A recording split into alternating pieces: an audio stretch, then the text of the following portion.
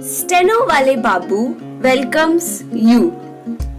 Shorthand dictations in male and female voice from all sources like magazines, speeches, and editorials at various speeds up to 120 WPM for various departments like SSC, DSSB, CRPF, Delhi Police, etc.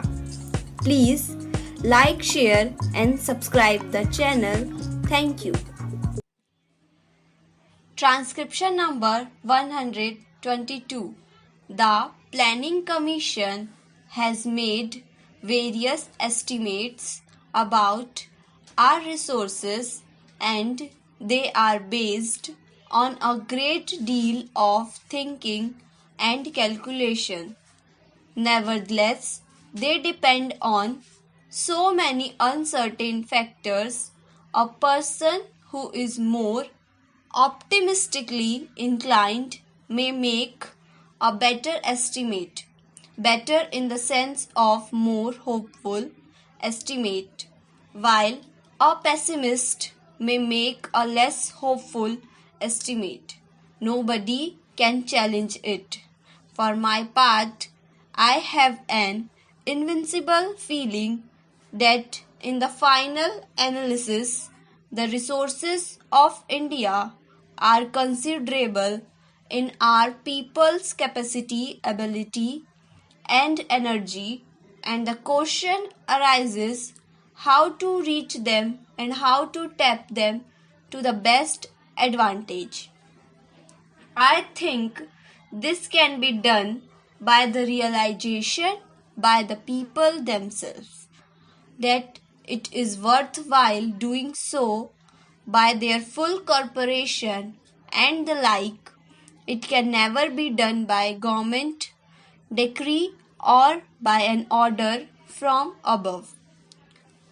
Therefore, it becomes important that our people should realize and understand fully what this process of planning is. Therefore, we tried to a considerable extent to get the corporation of as many people as possible, even at the district level, apart from a large number of groups of various kinds. I think it may be well said that India is very conscious of planning today. I was reading a foreigner's book the other day in which he says that in India you cannot get away from this planning business. He had written it in slight irritation. Whatever you talk about, somehow they lead you to the question of planning as though everything depended on planning everywhere. Well, whether his irritation was justified or not, I was glad to read that a person with no great sympathy for what we were doing felt enveloped by some kind of an atmosphere of planning. Everybody can talk of planning. Of course, everybody who talks of planning may know very little about planning. That is not the point, but it is true that India is very much planning conscious, and I think it is a great gain. When I say planning conscious, I mean, of course, planning conscious in the democratic structure that we possess. That is, we are proceeding with democratic planning. I am not criticizing any country that may not plan, or any country that plans in some other way, authoritarian or some other way. It is none of my business to criticize other countries. They have to meet their problems, and it is up to them to decide how to meet them. They can judge their own people, but so far as we are concerned, in this country, people believe that we should endeavor to plan by the democratic method. Planning in a small way has often been done and is often done elsewhere. Planning in a ready big way has thus far only been done more or less by the authoritarian approach, and the question arises how far a non authoritarian and democratic approach can succeed in this kind of planning. I believe it can, and not only that, I believe it can ultimately succeed better, nor perhaps in yielding such great results quickly, but in laying a surer foundation and more effective foundation, not only for planned growth but for the type of society which we wish to develop in this country.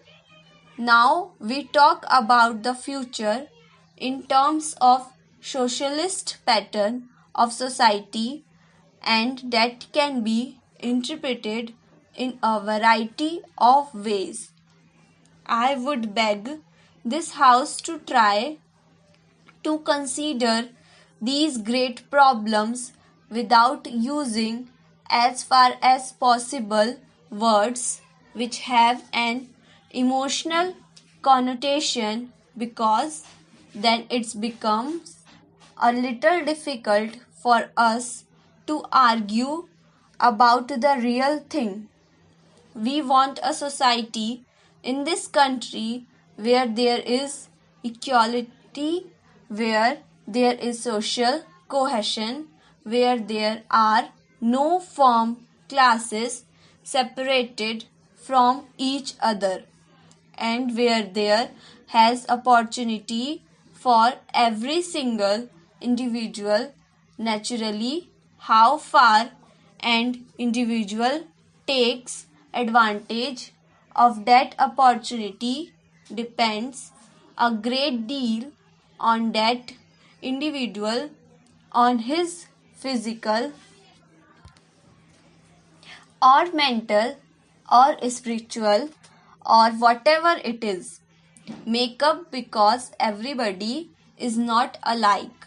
It is obvious that everybody is not either mentally or physically alike, but we should always ensure the same measure of opportunity to everyone.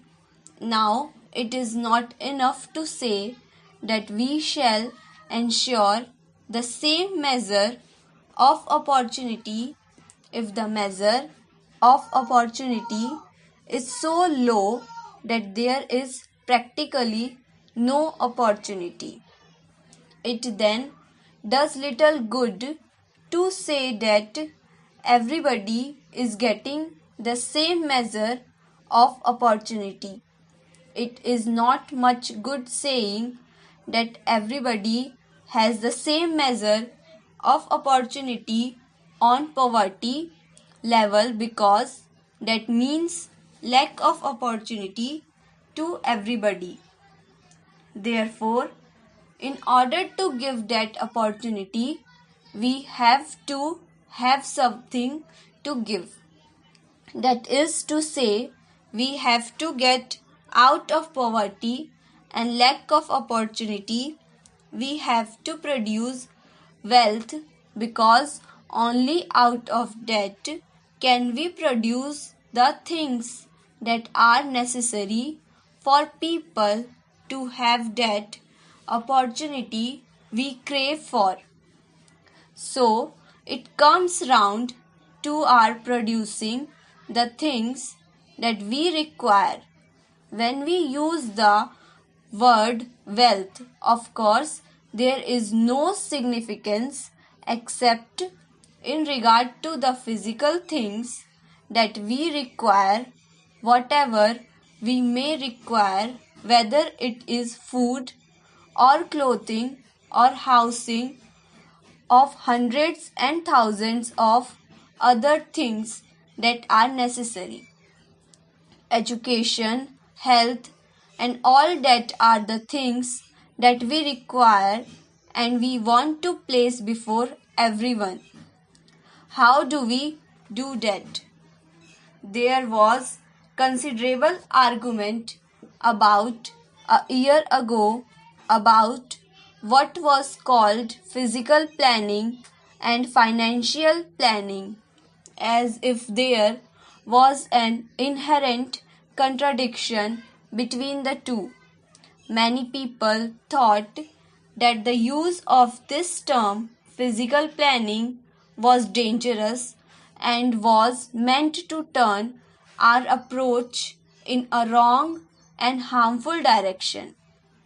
Now, I do not understand how there can be any planning of any kind without physical planning. Obviously, whatever you may plan, you have to plan for the goods, you have to plan for food.